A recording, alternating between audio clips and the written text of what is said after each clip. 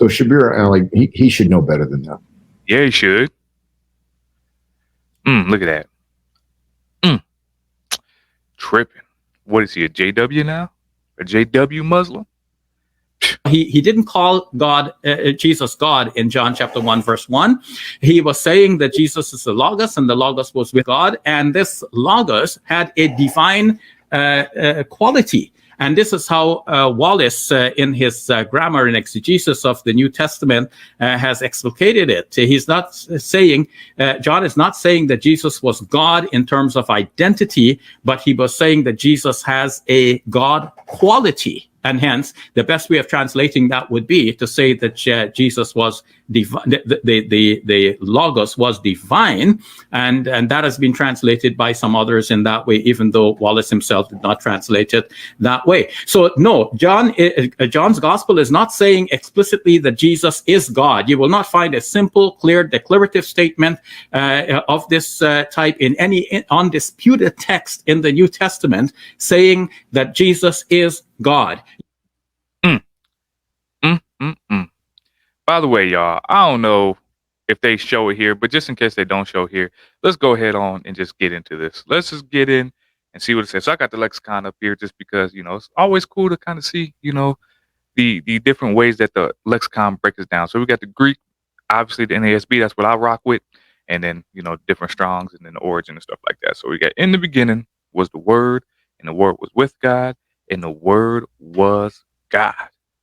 So, yes, if I'm not mistaken, Dr. Dan Wallace states that when it says that the Word was God, it's basically saying that the Word is divine, but not taking away anything from God actually, as in Jesus, actually still not being God. Him being divine is showing you that he has the same substance as the Father, but just distincting them. That's what Dr. Dan Wallace proves and shows time and time again. And I love listening to Dr. Dan Wallace, so I know that for sure. So for any of you guys who are Unitarians or whoever else, JWs, which are Unitarians, come on now. How many times are we going to get proven over and over again? And also shout out to St. Ignatius, who also proves that the Word is God in his writings. So if you don't know who St. Ignatius is, he's a church father, apostolic father. Go look him up and then you'll see the same thing. But anyway, let's get back into the video so we can see this nonsense continue to unfold. It says, in the beginning was the Word, and arche ein halagos, kai halagos ein proston theon, kai theos, and God, kai theos ein halagos, and God was the Word. The Word was God in English syntax. And he quoted Wallace, who's a Greek grammarian, by the way. He quoted Wallace saying it doesn't really mean that he's God. It's just saying that he has a divine quality. He's kind of godlike in the sense that he's very exalted. Here's what Daniel Wallace says in his Greek Grammar Beyond the Basics, page 269. John 1:1 stresses that although the person of Christ is not the person of the Father, their essence is identical. The construction the evangelist chose to express this idea was the most concise way he could have stated that the Word was God and yet was not the person of the Father. That's Dan Wallace. That's what Greek grammarians say. The word is a preverbal predicate nominative. In fact, it's moved to the emphatic position. It's stating that Jesus is God in the most emphatic way you could possibly ask him to do so. Man, let's go. And hold on real quick, because this is another thing that people might like to say. So they'll say, oh, but if you read the lexicon or whatever, you see right here, Jehovah's Witnesses, oh, a God. But they just negate this part right here, God. So if you're going to negate this part and go here, how about when we come up here? How about when we come up here when it's theon now? How about when we come up here? So now it's okay to use this and say, oh, it's a God. But here, nah, we ain't going to look into that. Don't make no sense. But they'll love to come down here and say, oh, well, this part, because it's not theon, it's theos, it means a God.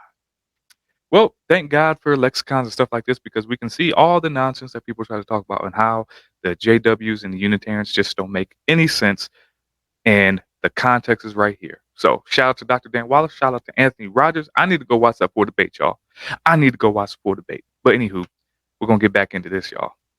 Getting a lot of stuff. And it also proves that people like to cherry pick and lie on the text in any context. So, man, it's crazy. Shabir Ally says that you admit that John 1:1, where the Word is called God, is qualitative.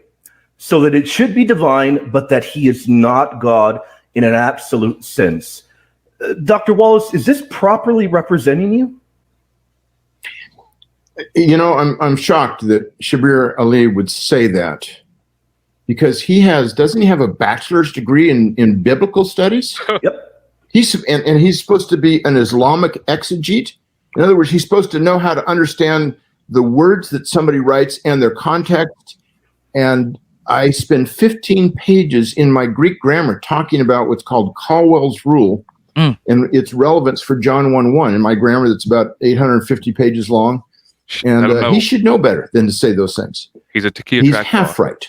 I do say that it is qualitative, and that means that it should be translated perhaps as divine.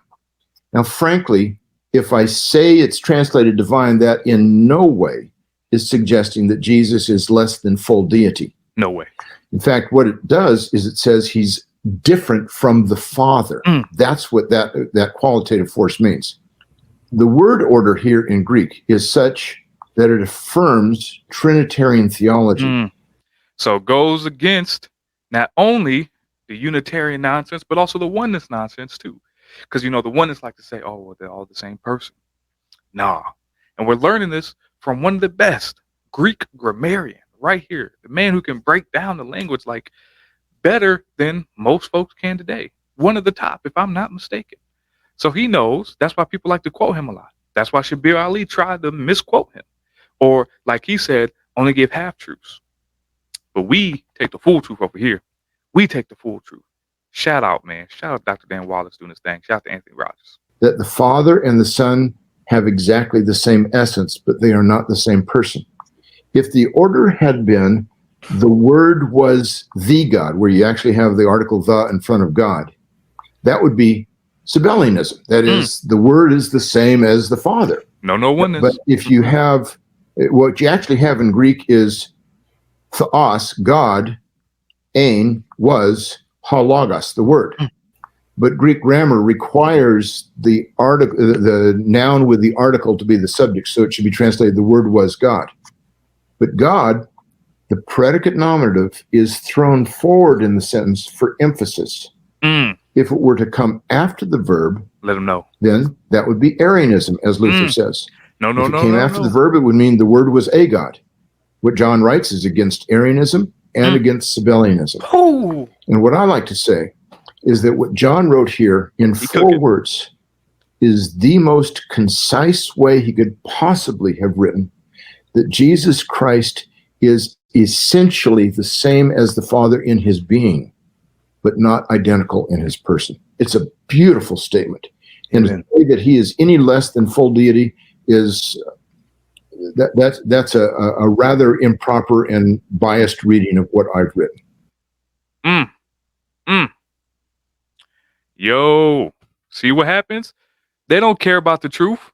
They do not care about the truth. You see this? However, even after being corrected on this point by Anthony back in November, oh my gosh. So after even being corrected, he still said, nah, I'm going to rock with this claim. That's what they do. That's what they don't want to learn. They just want to move on to the next one. Like they didn't just hear themselves get refuted. That's what they want to do. That's crazy. Oh, well, maybe this person didn't hear that. That's crazy, y'all. That is ridiculous. Taqiyya Track Stars. Prime example right here, y'all. Right here. In the beginning was the Word, and the Word was with God, and the Word was divine, which would be the best way of translating it. But Daniel Wallace, an expert on translation, says we won't use it that way, though Moffat gave it that rendering, because nowadays people think of divine as meaning many things. Many things can be divine. Angels can be divine, and so on. And of course, we might add that somebody may eat a chocolate cake and say that this is divine. So because of the ambiguity of the term, he shies away from it. But he emphasizes that the statement there is a qualitative statement. Jesus has this kind of divine quality, not that he is God. And to say that he is any less than full deity is that's a rather improper and biased reading of what I've written. So Shabir Ally, he should know better than that. He should know better. Quit lying. Quit lying, Taqiyya Track Star. Let's go, man. That was man. So shout out to Anthony Rogers. Shout out to Dr. Dan Wallace putting that video out, exposing the liars, exposing how the Muslims have to try to go from this person, this person, this person, even though they've been refuted. Even though that's why there's always these Ahmed D. combat packs, man. Because all these people get refuted, so they try to go to the next Christian who they think may not know. That's why we as Christians have to know the truth of the matter. We have to understand what the scripture is saying. We have to be able to understand from our teachers that are letting us know this information, so that when the people like Dr. Shabir Ally, who claim to have all these understandings and the biblical theologies and the degrees and stuff like that, there's still deceit there. There's still deceit there, and we got to arm ourselves, and we got to know better. So with that being said, I love to react to people that do know better. So if you don't know, you can learn with me, so we can continue to grow, so that we can show people the truth of what the gospel really is, the truth of church history. Everything that's true goes on in this channel, the Scripture Plug.Albert. That's what I love to do. So you see the ticker down below.